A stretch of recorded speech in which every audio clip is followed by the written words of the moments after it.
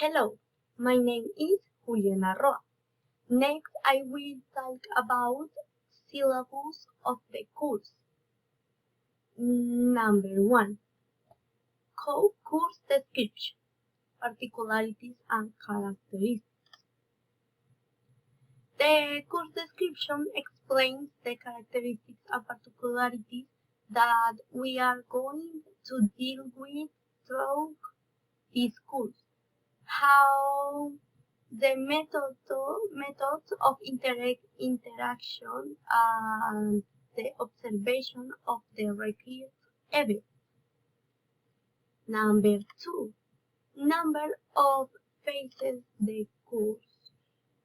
Phase 1, recognition activity, to be developed from week 1 to week 2. This responds to learning outcome number 1.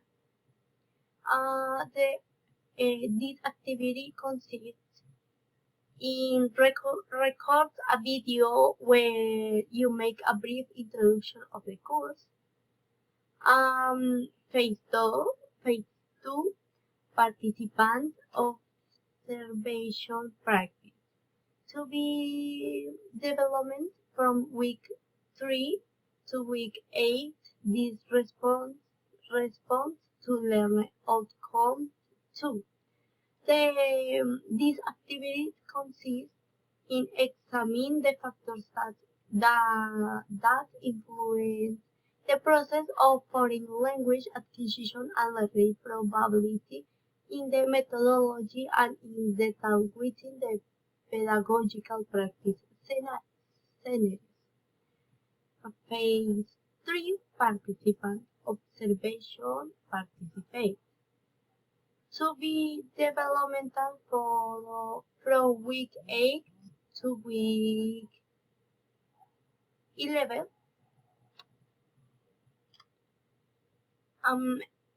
11 is response to learning outcome 3. This activity consists in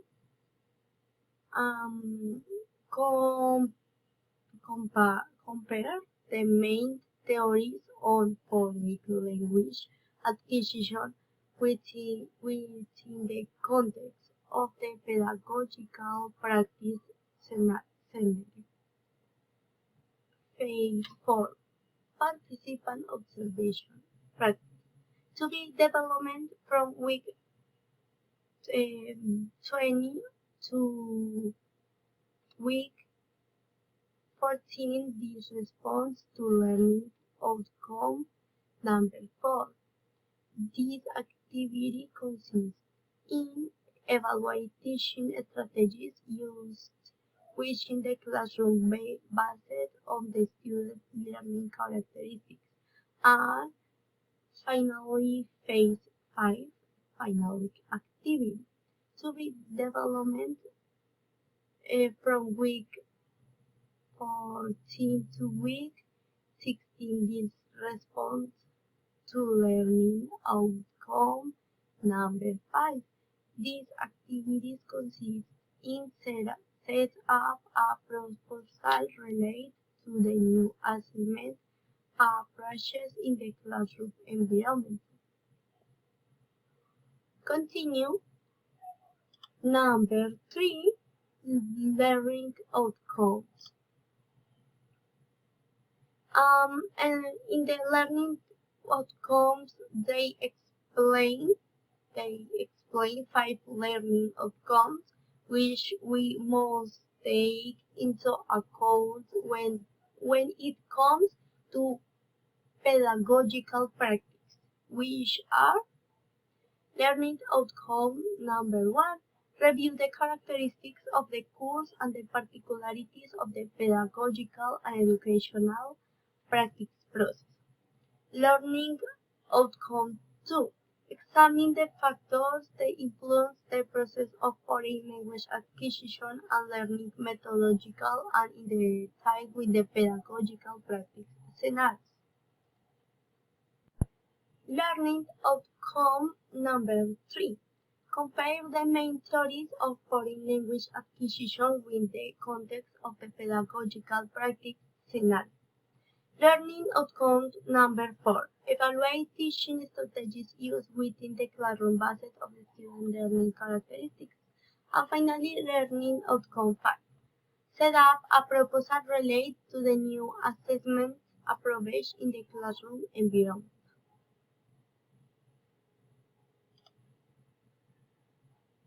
Number 4. Number of units the course has.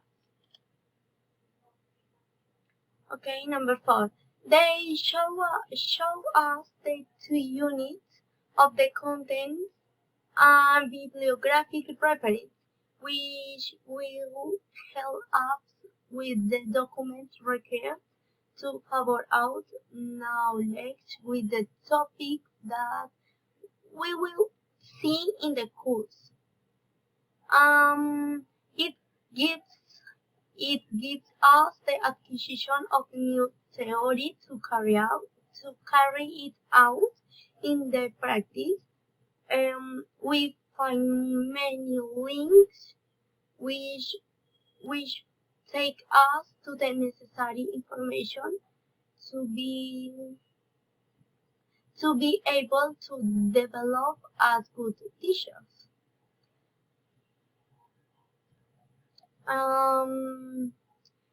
This is Unit 1 and Unit 2 of the course. Number 5.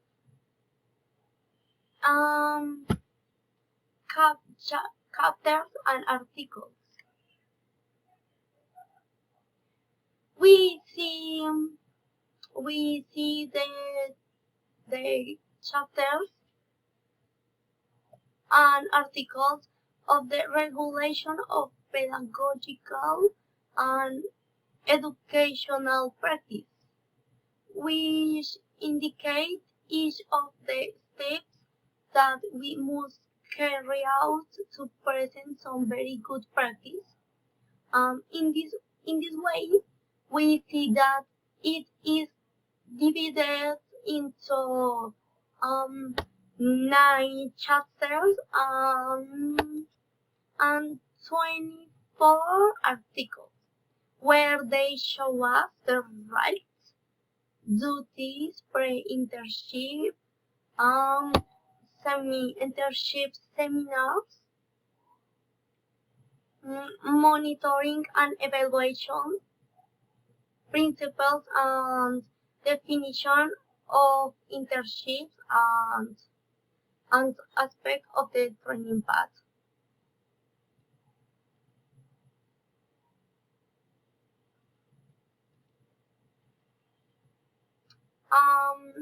And finally,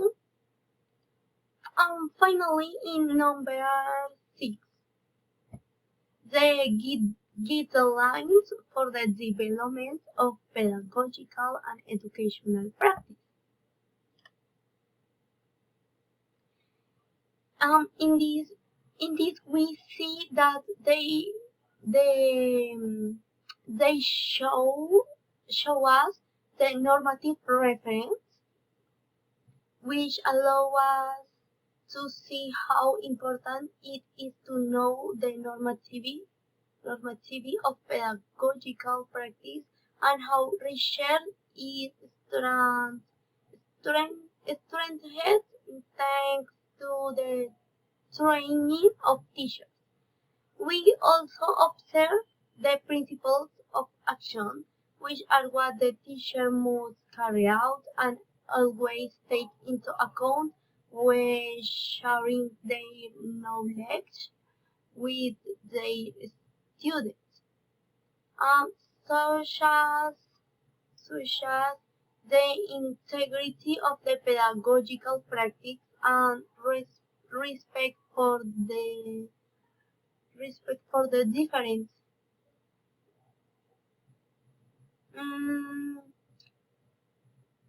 We can see some of the necessary definitions to take into account as the regulation of the practice and the practical components. And we continue. I continue.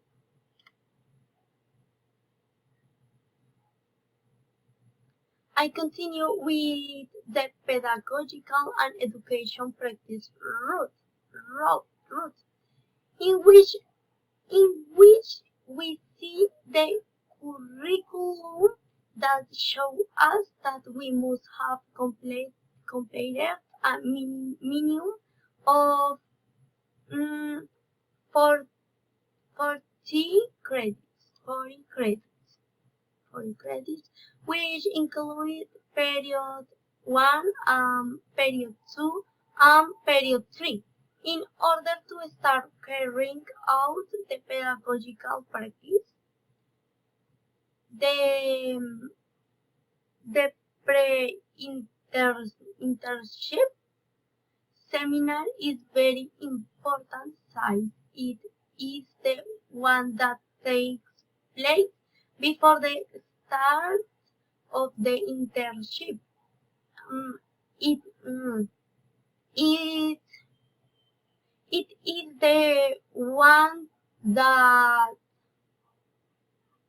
the one that enlists us and authorities us to enroll in the practical road courses. The SAPEC, the SAPEC are the certain synchronous accompaniment that we will have through the pedagogical practice. We will have